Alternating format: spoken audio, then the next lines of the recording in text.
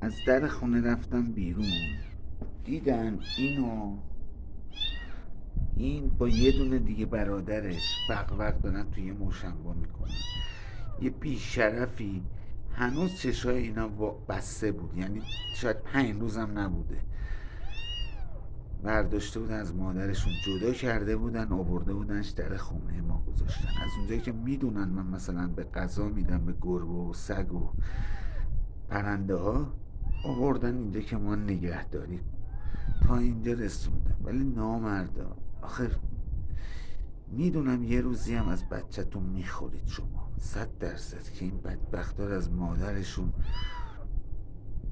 روز دوم سوم جدا کردید. الان فکر میکنم من مادرشونم دیگه، ندیدن تا حالا. بیا برو شیرتو بخور.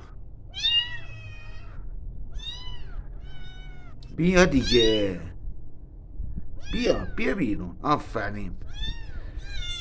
چیه؟ حسودی نکن.